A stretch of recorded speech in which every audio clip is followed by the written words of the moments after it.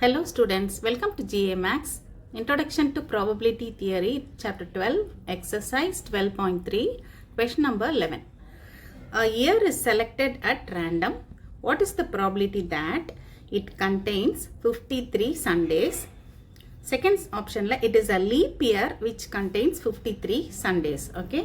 First subdivision, a year is selected at random. Ana adu leap year non leap year namak kudukala. But second subdivision, it is a leap year. Okay. இப்போ நம்ம solution எப்படின்னு பார்க்கலாம். Let events நம்ம name பண்ணிக்கலாம். Let L be the event of selecting a leap year and L bar be the event of selecting a non leap year. ஏன்னா அதோட complement இல்லையா, leaf இயருக்கு காம்ப்ளிமெண்ட்ரி ஈவெண்ட்டுங்கிறனால அதை எல்லுன்னு இதை வந்து எல் பார்னு எடுத்துக்கிறோம். லீப் இயருக்கு எல், நான் லீப் இயருக்கு எல் பார்னு. இப்போ let A B the event of getting 53 Sundays. இதுதான் நம்மளை கண்டுபிடிக்க சொல்லியிருக்காங்க கண்டிஷனல் ப்ராபிலிட்டி. ஓகே, 53 சண்டேஸ் கிடைக்கிறதுக்கான ப்ராபிலிட்டியை நம்ம வந்து அந்த ஈவெண்ட்டை நம்ம ஏன்னு எடுத்திருக்கோம். ஓகே, இப்போ பி ஆஃப் எல் என்னன்னு போட்டுக்கலாம். Probability of getting a leap year. Leap year வந்து ஒன்ஸ் இன் 4 இயர்ஸ் வரும் நமக்கு இல்லையா. ஸோ அதனால probability of getting a leap year P of L is equal to 1/4. Okay, so probability of getting a non-leap year P of L bar என்னது, அது வந்து இந்த டோட்டல்லேருந்து 1லேருந்து 1/4 minus பண்ணிடலாம், ஈக்குவல் டு 3/4ன்னு வரும். இல்லைன்னா 3 இயர்ஸ்க்கு அப்புறமா இந்த 4th இயரில் லீப் இயர் வரனால இது வந்து this will be 3/4 P of L பார்ங்கிறது. இப்போ P of A bar L போட்டுக்கும்.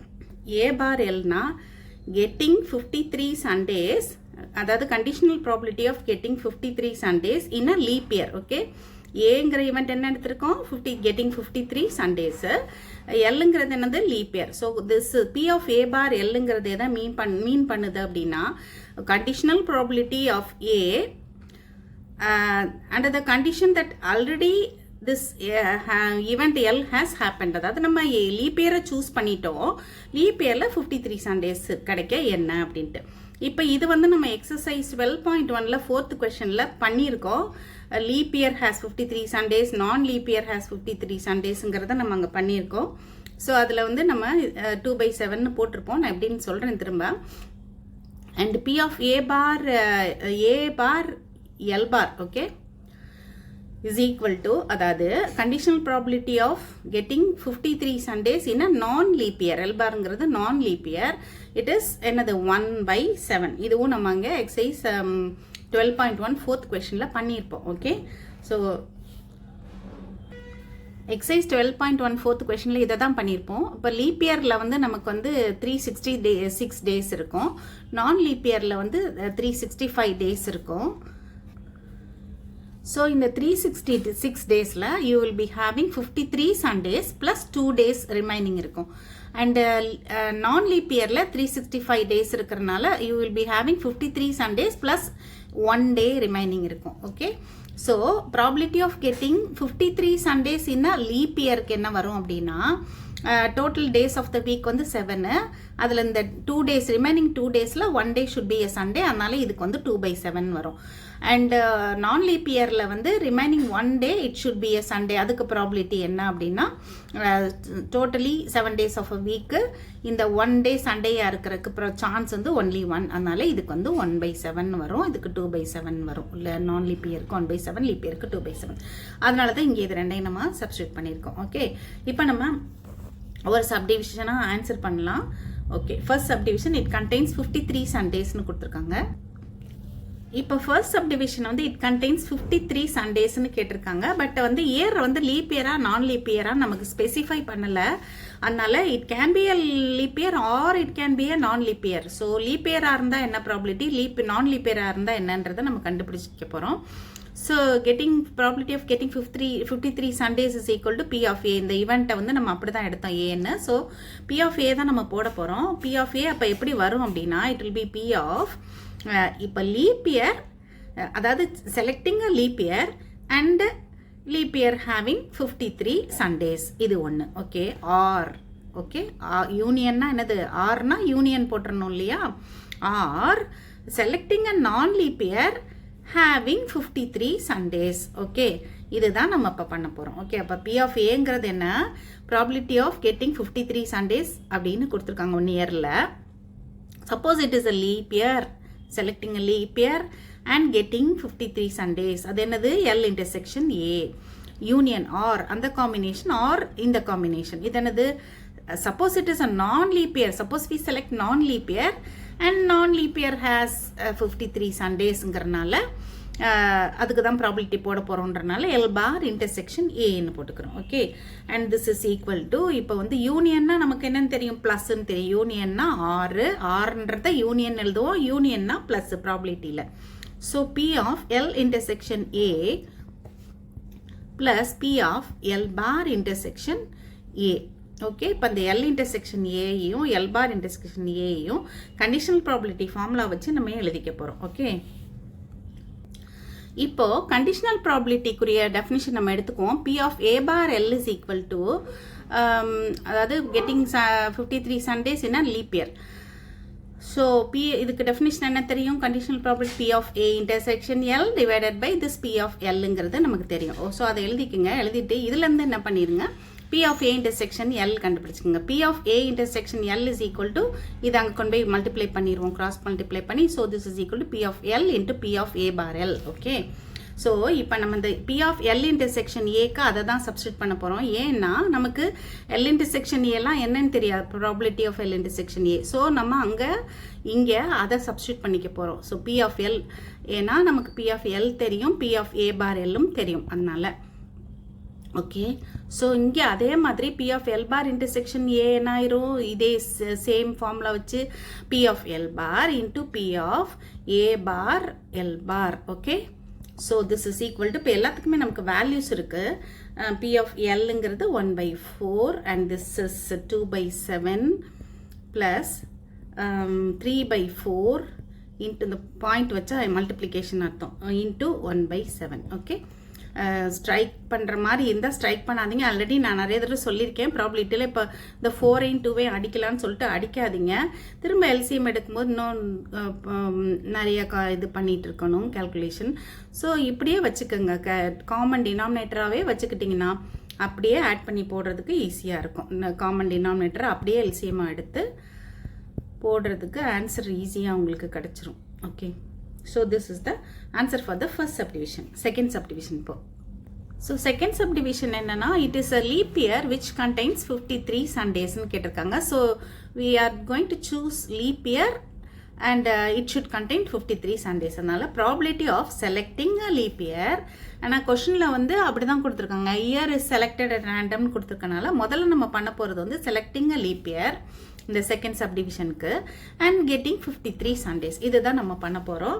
So that probability will be, first வந்து selecting a leap year, that is L, அண்ட்னா என்னது, இன்டர்செக்ஷன் 53 Sundays கிடைக்கிறதுக்கு ஈவெண்ட்டை வந்து நம்ம ஏன்னு எடுத்திருக்கோம். So this is equal to, இப்போ நம்ம செகண்ட் சப்டிவிஷனில் ஃபர்ஸ்ட் சப்டிவிஷனில் ஃபார்முலா போட்டோம்ல, இங்கே இதை எடுத்து அதே மாதிரி போட்டுக்கோங்க இங்கே. ஸோ எல் இன்டர்செக்ஷன் ஏக்கு வந்து எப்படி வரும், P of L into P of A bar Lன்னு வந்துடும். ஓகே, ரெண்டு வேல்யூஸுமே நமக்கு இருக்குது.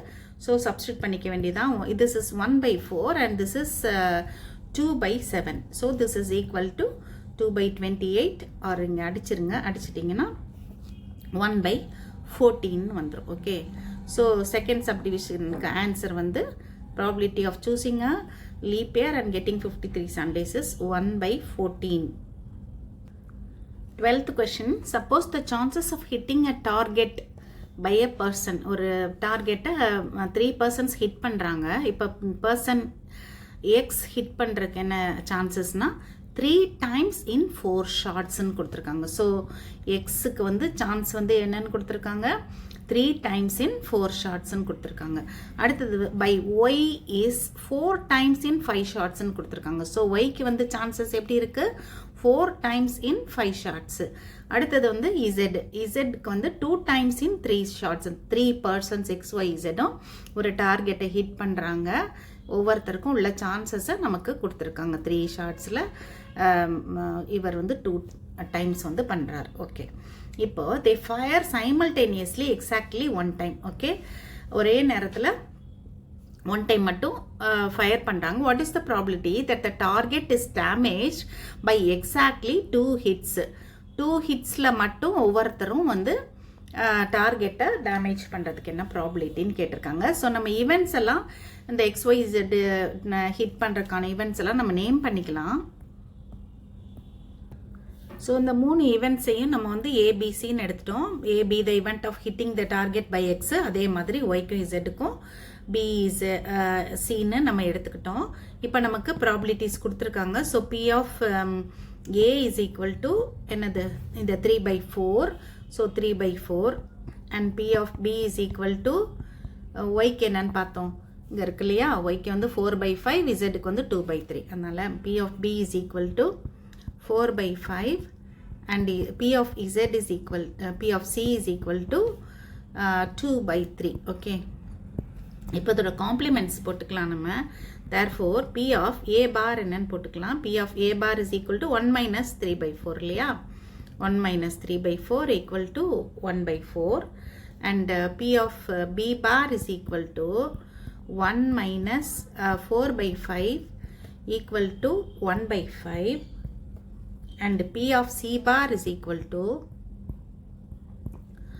1 minus 2/3 equal to 1/3. okay, இப்போ P of A bar, B bar, C bar போட்டோம். இப்போ probability of damaging the target by exactly 2 hits அது வந்து நம்ம போட போகிறோம். Okay, so probability of damaging the target by exactly 2 hits. okay, exactly 2 hitsனா யாராவது 2 பேர் மட்டும் ஹிட் பண்ணுறதுல டார்கெட் வந்து டேமேஜ் ஆகணும். ஸோ ஃபர்ஸ்ட் வந்து ஏயும் பியும் ஹிட் பண்ணுறதுல டேமேஜ் ஆயிடுச்சுன்னா சி வந்து சியோட ஹிட் வந்து அங்கே இன்க்ளூட் ஆகலை. ஓகே, ஆர் அடுத்தது அடுத்த 2 பேரை எடுத்துக்கலாம். ஓகே, நெக்ஸ்ட் 2 பர்சன்ஸ்னால் நமக்கு வந்து ஏயும்